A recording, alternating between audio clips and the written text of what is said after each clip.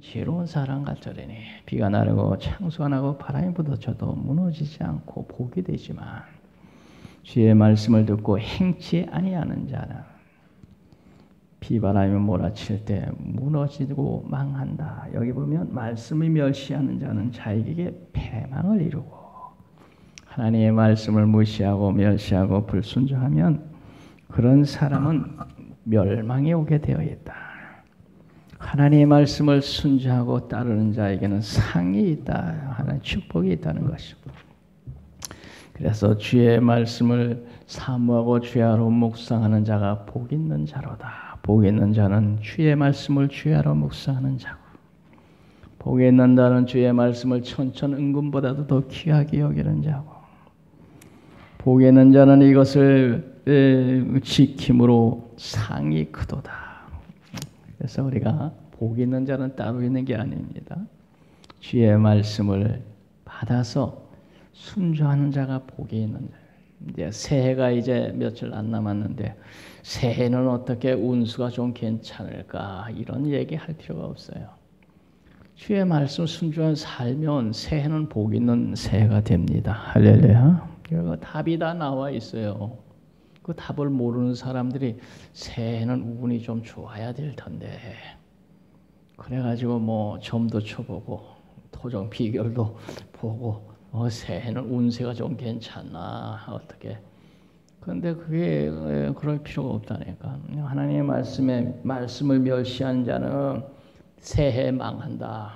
새해를 시작해가지고 하나님 말씀 불순종하고 죄 중에 사는 사람은 새해가 망할 것이요. 주의 계명을 두려워하며 잘 지키고 주의 말씀 순종하는 자는 새해가 복된 해가 될 것이요. 새해가 오나 마나 뭐 생각할 것도 없어요. 새해 들어서 주의 말씀 순종하고 살면 새해는 복된 새해가 돼요. 주의 말씀을 멸시하고 우습게 여기고 주님 뜻대로 안 살면 새해는 아주 복이 없는 해가 되는 거예요. 답이 다 나와 있어요. 새해가 복된 해가 되기 위해서 주의 계명을 두려워하며 주의 말씀 잘 순종하는 그런 복된 해가 되시기 바랍니다. 14절 다 같이 읽습니다. 지혜 있는 자의 교훈은 생명의 샘이니 사망의 그물에서 벗어나게 하느니라. 지혜 있는 자의 교훈이라는 것은 그 지혜 있는 자가 주의 말씀 가지고 교훈을 하기 때문에 그 교훈이 생명의 샘, 사람을 살리는 교훈이라. 하나님의 말씀은 생명의 말씀이라고 그랬잖아요. 지혜 있는 자의 교훈이라는 건 지혜 있는 자는 하나님의 말씀을 가지고 교훈하기 때문에 그 말씀이 사람을 살리는 역할을 하고 생명의 샘이니 사망의 그늘에서 벗어나게 하느니라. 그 말씀을 듣고 주의 말씀 순종하며 살 때에 사망의 그늘에서 벗어나게 하느니라. 지혜 있는 자의 교훈은 생명의 샘이다. 그래서 하나님의 말씀 가지고 교훈하고 순종하는 말씀을 잘 들으면 살 길이 열리는 거예요. 땅에서도 살 길이 열리고 세상 떠나면 천국 문이 열리고 하나님의 지혜의 교훈은 생명, 사람을 살리는 샘물이다. 사망의 그늘에서 벗어나게 하느니라. 생명의 말씀 순종하고 살며 생명의 샘에 되어서 땅에서도 사는 길이 열리고 천국 가서 영생 길이 열리고 사망의 그늘에서 벗어나게 하느니라 그랬죠.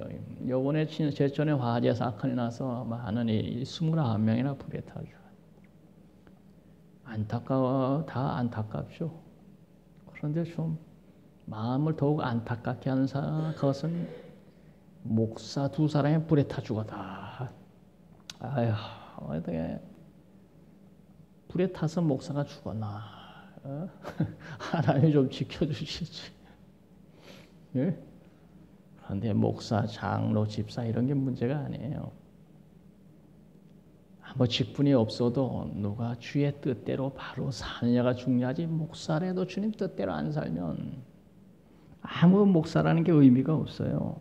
지혜 있는 자의 교훈은 생명의 샘, 사망의 그늘에서 벗어나게 한다 하는데 그거 불에 타 죽어. 사망의 그늘에서 벗어나지 못했어. 그 죽음이라는 건 여러 가지 의미가 있지만은 여러 가지 의미로 죽음은 원인은 아주 여러 가지 원인이 100가지, 1000가지, 10,000가지 사람마다 죽음의 원인이 다 달라요. 그런데 하나님의 영광을 가리며 죽지는 말아야지. 다 죽음의 원인이 다 다르긴 하지만 하나님의 영광을 가리지 않으며 죽어야 될 거 아니에요. 목사가 불에 타 죽었다 하니 사람들이 이거 하나님이 있어도 소용없구만. 목사도 불에 타 죽는 거니까 예수 믿어도 소용없구만. 이런 소리 들으면 그 하나님의 영광 가리고 죽어도 하나님의 영광은 가리지 말아야지. 목사고 장로 이런 게 문제가 아니에요. 하나님 뜻대로 바로 사는 사람이 천국에서는 의인이요. 목사라고 의인이 아니고 아버지 말씀 순종에 바로 사는 사람이 하나님이 기뻐 받으시는 사람이고 천국의 의인이고 그런 사람을 하나님이 그물에서 사망의 그늘에서 벗어나게 하느니라. 우리가 아버지 말씀 순종한 믿음으로 살 때 하나님은 우리를 사망의 그늘에서 벗어나게 해주실 줄 믿습니다. 직분이 지켜주는 게 아니에요. 목사란 직분이 지켜주는 게 아니고 장로란 직분이 지켜주는 게 아니고 권사란 직분 그게 지켜주는 거 아니에요. 생명의 말씀 순종하며 살아야지. 사망의 그늘에서 벗어나게 해주지. 목사도 주님 뜻대로 안 살면 불에 타 죽을 수도 있고 물에 빠져 죽을 수도 있고 그러고 중요한 게 뭐예요? 주의 말씀을 순종하며 바른 길 가는 게 제일 중요하다니까. 여러 가지 의미의 원인이 죽음에는 여러 가지 원인이 있지만 하나님 영광은 가리지 말고 죽어야지. 자, 15절 다 같이 읽습니다. 선한 지혜는 은혜를 베푸나 사악한 자의 길은 험하니라. 선한 지혜라고 하는 것은 하나님의 말씀과 그 말씀을 통하여 주시는 교훈의 말씀이 선한 지혜예요. 하나님의 말씀은 선한 말씀이거든. 그 말씀을 통해서 주는 교훈은 선한 교훈이거든. 그런 선한 지혜는 이웃의 은혜가 된다. 이런 말씀이에요. 이웃의 은혜가. 하나님의 말씀과 그 말씀을 통해 주는 교훈은 이웃의 은혜가 되지만 사악한 자의 길은 험악하니라. 사악하다. 사악하다는 속이는 신실하지 못한 그런 의미를 가지고 있어. 그런 자의 앞길은 험악하다. 사악한 자, 악한 자, 남을 속이고 남을 해치고 그런 사악한 자의 앞길은 험하니라 그러죠. 험하니라. 사악한 자의 길은 험하니라. 그렇게 악하게 남을 속이고 해치면서 사는 자의 앞길은 험난하다. 험난. 악하게 사는 건 결코 복된 일이 아니에요.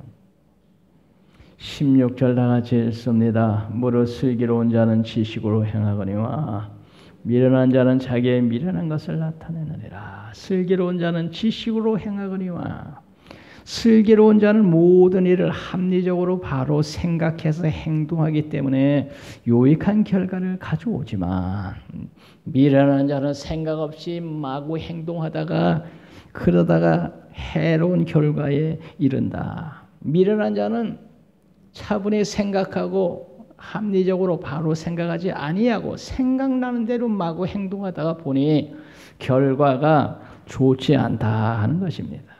슬기로운 자는 바른 마음을 가지고 지혜롭게 잘 생각하고 합리적으로 생각해서 행동을 하니 그러기 때문에 좋은 결과에 이른다 이것이.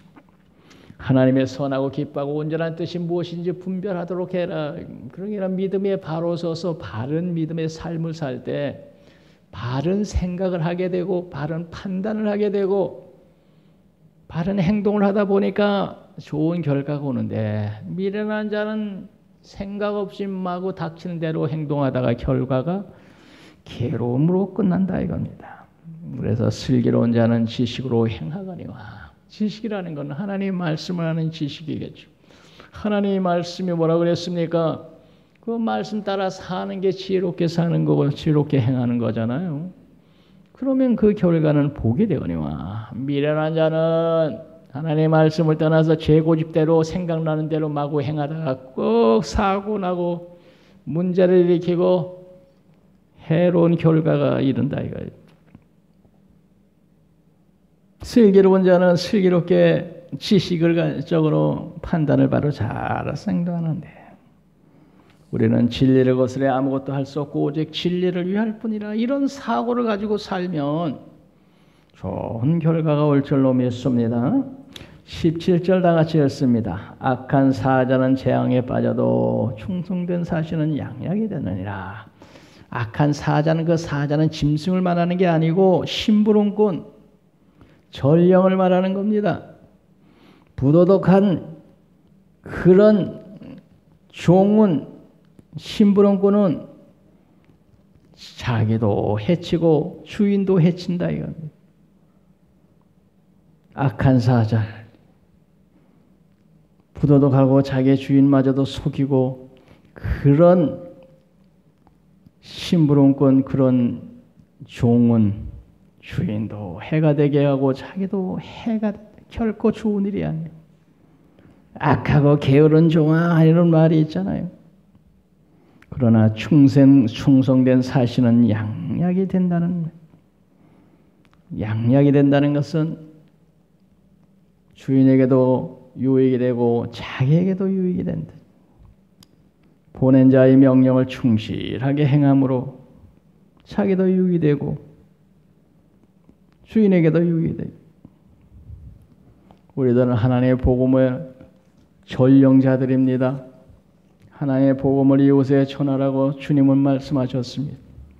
악한 사자, 그 사자는 심부름꾼인데 악한 사자는 재앙에 빠져도 이랬잖아요. 우리는 하나님의 복음을 이웃에 전하는 충성스러운 그런 하나님의 사자 종이 되어서 양약이 되느니라. 이웃도 살리고 남 살리다 보면 나도 사는 거요. 남을 살리다 보면 나도 사는 거요.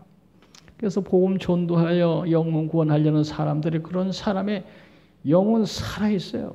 신앙이 살아있어요.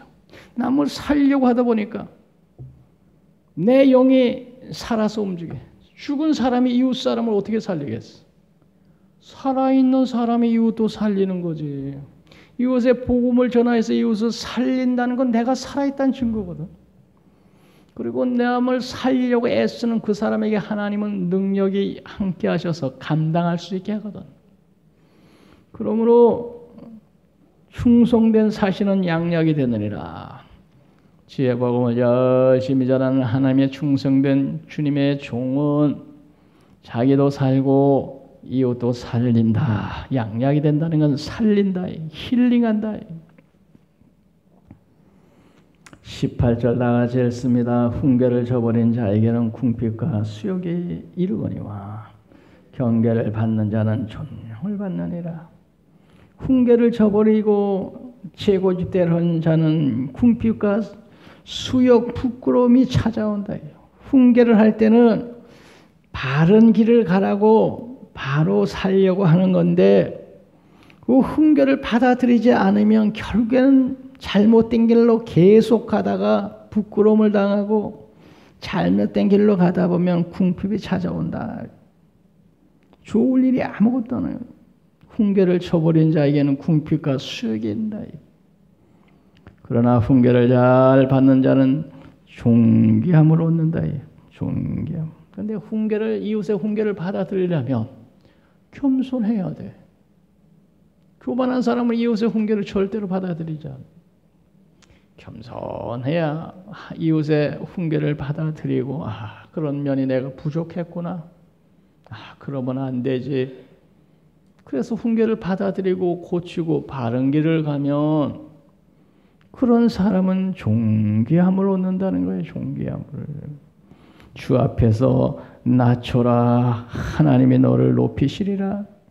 교만은 멸망의 선봉이요 겸손은 존귀의 앞잡이니라. 겸손해서 훈계를 잘 받아들이고 그리고 순종하는 자는 존귀함에 이르지만 훈계를 저버리고 교만하면 궁핍이 찾아오고 부끄러운 날이 온다. 그러니까 훈계할 때 잘 새겨서 내게 그런 부족한 면이 있었구나 그러면 안 되지. 훈계해 주셔서 감사합니다. 그런 시정을 하면 그 사람은 좋은 사람으로 존귀함을 받는 사람이 될 거 아니에요. 훈계를 받아들이지 않고 밤낮 그 모양 그 꼴로 사니까 이 사람한테 욕먹고 저 사람한테 욕먹고 고치질 않으니까 잘못을 고치지 않으니까 이 사람께 수욕을 당한다 그래요. 수욕은 부끄러움을 당한다는 거거든. 이게 부끄러운 인생 되고 마는 거예요. 훈계를 잘 받아들이고 겸손히 받아들이고 어떻게 하든지 아버지의 뜻대로 바로 살려고 할 때 여러분 존귀한 사람이 될 줄로 믿습니다. 19절을 다 같이 읽겠습니다. 소원을 성취하면 마음에 달아도 미련한 자는 악에서 떠나기를 싫어하느니라. 소원이 성취되면 마음에 달아도는 기쁘다는 말이겠죠. 모든 사람들은 자기의 소원을 가지고 소원이 이루어지기 위해서 애쓰고 노력하고 절제하잖아요. 소원을 이루어지기 위해서. 그렇게 애쓰다가 소원이 이루어졌을 때 그 기쁨은 크도다 하는 거야. 우리 노예임원 중에 부장 판사를 20년 동안 하다가 변호사 같은 장로님이 계셔. 그 장로님을 볼 때마다 저 장로님이 공부 열심히 해서 사법고시 패스해가지고 판사가 되고 부장 판사가 돼가지고 그래가지고 하다가 이제 변호사가 되셨으구나. 저분이 아주 사법고시 통과하려고 얼마나 애를 썼을까. 그 장로님 볼 때마다 그런 생각이 들어. 그 사법고시 쳐도 성적순에 따라서 제일 먼저 판사 될 사람들 우선 지원, 두 번째로 검사 될 사람들 우선 지원, 그 다음에 성적이 뒤로 쳐진 사람들은 판사, 검사 다 인원 차고 난데 그 다음 변호사 하는 길밖에 없어. 그래서 제일 우선순위가 판사야. 성적 좋은 사람들보다 제일 먼저 판사로 지원할 사람 다 채운 후에 그 다음에 검사할 사람들 두 번째로 채우고 그 다음에 나머지는 그냥 갈 데 없으니까 변호사 되는 거거든. 근데 그분은 부장 판사를 20년 동안 하신 분이에요. 며칠 후에 우리 교회 오겠다 하더라고. 주일날 오는 게 아니고 평일에 목사님 우리 노 회장님 한번 찾아뵙겠습니다. 그분을 볼 때마다 그게 그냥 누워서 시운종 먹기로 판사 됐겠어? 여기에 소원을 성취하면 마음에 달아도 그 소원 이루기 위해서 얼마나 절제하고 노력하고 애썼겠어요. 그러니 그런 때 그렇게 애써서 소원이 이루어졌을 때 기쁨이 충만하고, 그러나 미련한 자는 지금 짓고 있는 죄악에 빠져서 나올 줄을 몰라. 지금 죄악에 빠져가지고 쾌락에 빠져서 나오지 않고 떠나기를 싫어하느니라. 그러니까 악에서 떠나기를 싫어하느니라. 지금 죄 주고 사는 게 달콤해가지고 떠날 줄 모르다가 결국에는 멸망하느니라 그런 거거든요. 그래서 악에서 떠나기를 싫어한다. 지금 현재 죄 짓고 사는 게 좋아. 그런 사람은 어떻게 되겠어? 결국엔 멸망할 거 아니에요. 응? 우리들의 소원은 주님이요, 천국이요. 주님 뜻대로 어떻게 하든지 더 잘 살아야 될 텐데 새해에는 어떻게 할까? 새해는 더 주님께 충성하고 직분 감당 잘하고, 새해는 더 기도 많이 하고, 소원이라는 게 주님 뜻대로 살고 싶은 그런 우리들이 소원을 가져야 될 줄로 믿습니다. 새해는 어떻게 무슨 소원 가졌습니까? 새해는 우리 주님도 가까이 하고 사는 게 제 소원입니다. 새해는 한 번이라도 내가 더 기도해야지. 그게 제 소원이에요. 그러면 주님 뜻대로 사는 게 소원이면 결과가 어떻게 되겠어? 보나마나 뻔하잖아요. 복된 결과 올 거 아니에요.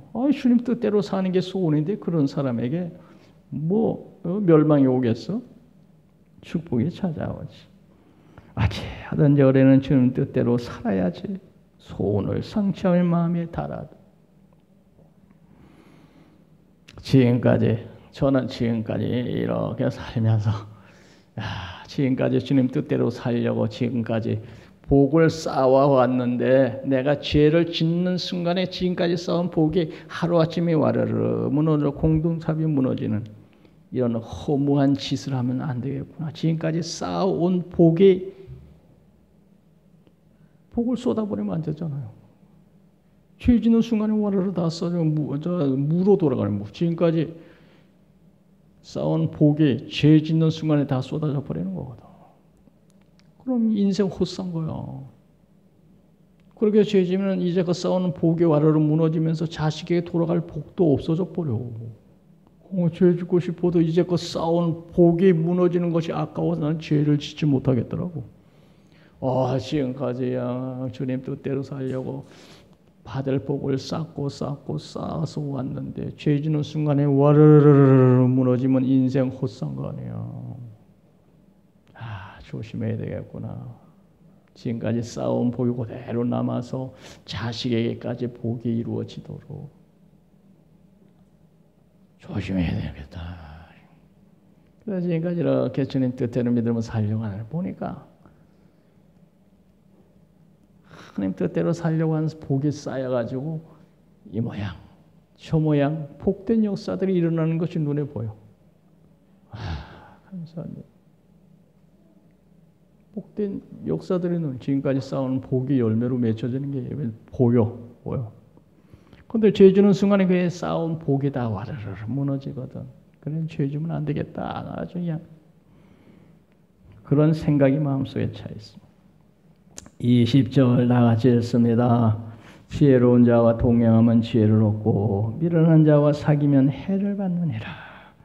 우리가 인생을 살면서 누구를 가까이하고 삽니까? 지혜로운 자와 동행하면 지혜를 얻고 미련한 자하고 사귀면 해를 받는다고 그랬습니다. 지혜로운 자는 하나님의 말씀 순종하고 믿음으로 바로 사는 사람이 지혜로운 자입니다. 우리가 믿음 생활하면서도 제대로 바로 믿는 사람 곁에서 그 사람하고 사귀면 그 사람처럼 예수 바로 믿게 되는 거예요. 제대로 주님 뜻대로 살려는 사람 사귀고 살면 그 사람 본받아서 같이 예수 그 사람의 기도하면 같이 기도하게 되고 그 사람의 수요일을 나오면 같이 따라 나오게 되고 이 신앙생활도 제대로 된 사람 사귀어서 가까이 하면서 사귀어야 돼. 지혜로운 자와 사귀면 지혜를 얻는 거거든. 그 신앙생활도 엉터리 날라리 같은 사람 사귀면 신앙이 똑같은 사람 돼버리면 말이야. 누구를 사귀냐에 따라서 그 사람의 신앙이 달라진다니까. 인생이 달라지고 지혜로운 자와 동행하면 지혜를 얻고 미련한 자와 동행하면 결국에는 부끄럼 당하고 해를 당한다. 그러니까 신앙의 친구도 바로 된 친구를 살아야 돼. 주님 뜻대로 안 살고 직분도 감당 안 하고 그냥 주일날 빼먹기를 밥 먹듯이 하는 사람 가까이 하면 똑같은 인생 되고 만나니까. 제대로 아버지의 뜻대로 살려고 애쓰고 노력하는 사람 가까이 있어 살아야 그 사람 본받아서 같이 예수 덩달아 잘 믿게 되고 그러다 보면 같이 복이 되는 거예요. 지혜로운 자와 동행하면 지혜를 얻고 미련한 자와 사귀면 해를 받느니라. 그래서 우리 김혁 권사님, 차정선 예사님 둘이서 그냥 서로 동행하니까 말이죠. 응? 차정선 예사님이 그냥 우리 김혁 권사님 곁에서 그냥 가까이서 살다 보니까 같이 수요일날 나와서 같이 예수 잘 믿게 되고 누구하고 동행하느냐 그게 아주 중요한 거거든. 그게. 신앙생활도 마찬가지고 사회생활도 마찬가지. 애들이 친구 따라 강남 간다고 애가 얌전한 애였는데 엉뚱한 날라리 같은 애를 만나더니 애가 다 망가지고 말았어. 누가 동행하는지 그게 중요해요. 21절 다 같이 읽습니다. 재앙은 죄인을 따르고 선한 보응은 의인에게 이르느니라. 재앙은 누구를 따릅니까? 죄인을 따라다닌다. 이거 우리 참 거 보면 재앙은 죄인을 따라다닌다 이랬어요. 죄를 짓는 것은 재앙을 불러들이는 거예요. 왜 그러냐? 재앙은 죄인을 따라다니기 졸졸졸졸 따라다니기 때문에요. 재앙은 죄인을 따르고 그랬잖아요. 죄 짓는 거는 내 인생에 재앙을 불러들이고 내 가정에 재앙을 불러들이는 거야. 죄 짓는 건. 재앙은 죄인을 따라다닌다. 선한 보응은 의인에게 있느니라. 선한 이에게는 하나님의 축복의 은혜가 따라다니지만 죄인에겐 재앙이 줄줄줄 따라다니다가 그 재앙이 확 덮치는 거예요. 어느 순간에. 조심해야 됩니다. 죄 짓는 건 재앙을 불러들이는 거야. 죄 짓는 사람 뒤에는 재앙이 졸졸졸졸졸 따라다니고 있는 거야. 어느 순간에 그 재앙이 나를 확 덮치는 순간 재앙의 포로가 돼가지고 불행하게 된단 말이죠. 죄인에겐 재앙이 따라다닌다. 우리 명심해. 죄 짓는 사람 뒤에는 재앙이 따라다니다가 어느 순간에 기가 되면 확 덮쳐버려. 재앙이. 조심해야 돼요. 주의 말씀 순종하며 살며 선한 길을 가는 자는 하나님의 은혜와 축복이 따라다니다가 어느 순간에 하나님의 은혜와 축복이 쏟아 부어지는 날이 올 줄로 믿습니다. 바로 살아야 된다니까. 주의 말씀 순종하고 선한 길을 가는 자의 보응은 의인에게 이르느니라. 의인에게는 선한 보응이 있다. 죄인에게는 재앙의 뒤를 따라다니고.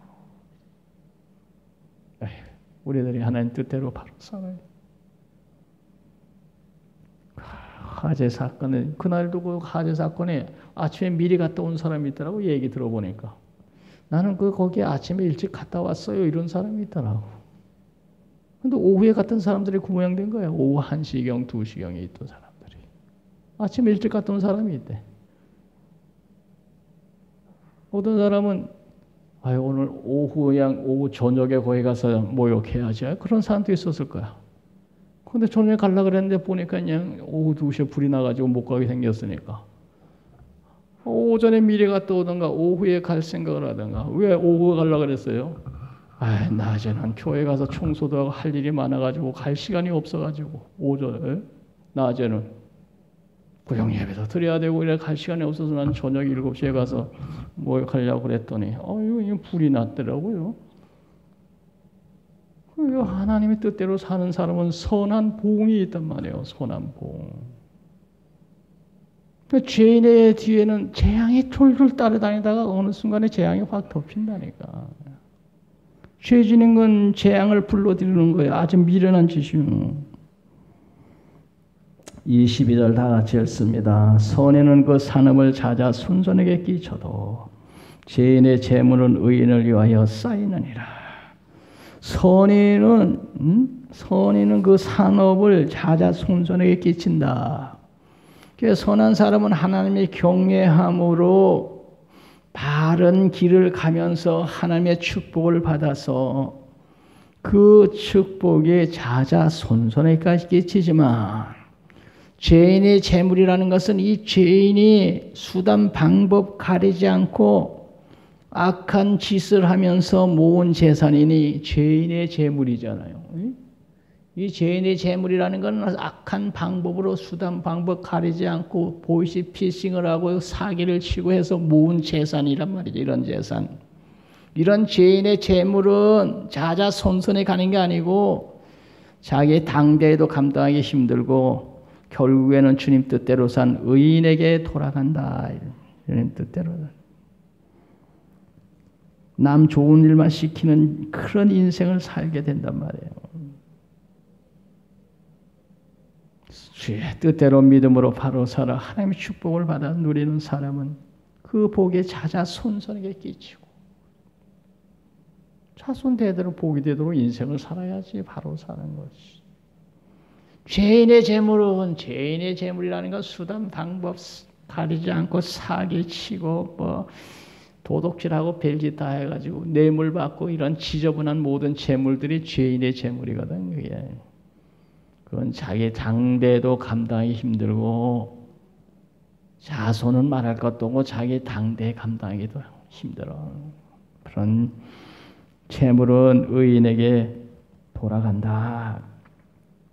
23절 다 같이 읽습니다. 가난한 자는 밭을 경작함으로 양식이 많아지거니와 부의로 말미암아 가산을 탕진한 자가 있느니라. 가난한 자는 밭을 경작함으로 양식이 많아진다. 이 가난한 자가 밭을 경작한다는 말은 처음에 땅을 개간해가지고 거기에 있는 잡초 돌 다 제거하고 그리고 거기에다가 곡식의 씨앗을 뿌리고 그래서 김을 메고 하려니 얼마나 노력이 많이 기울어졌겠어. 그런 의미가 있어요. 경작한다는 건 그냥 농사 짓는 게 아니고 새 땅을 파고 돌을 걷어내고 잡초를 제거하고 그렇게 노력해가지고 씨를 뿌리고 농사를 지니까 노동력이 다른 것보다 훨씬 많은 노력을 기울여서 경작하는 것을 말해요. 가난한 자는 땀을 흘리며 수고해서 정정당당하게 의로운 재물을 얻는 것을 말해요. 이런 자는 하나님의 축복을 받아 풍성한 소득을 누리지만 풍성한 소득을 누려요. 그러나 부의로 말미암아 가산을 탕진한 자도 있네요. 불의한 자는 재산을 모으다가 그 재산 불의하게 얻은 재산뿐만 아니고 가지고 있던 재산까지 다 탕진한다. 그런 뜻이 거기 있어요. 가난한 자는 밭을 경작함으로 양식이 많아지거니와 불의로 말미암아 가산을 탕진하는 자도 있느니라. 불의한 자는 불의한 방법으로 인생을 사는 사람은 불의로 얻은 재물뿐만 아니고 가지고 있던 까지 다 탕진하고 거지된다 이런 뜻이에요. 하나님 말씀 불순종하고 주님 뜻대로 안 살고 죄 중에 빠지면은 탕진한단 말이에요. 탕자처럼 재물을 가지고 가서 다 탕진하고 거지가 되어오는 아버지를 떠나면 그렇게 된다니. 24절 다 같이 읽습니다. 매를 아끼는 자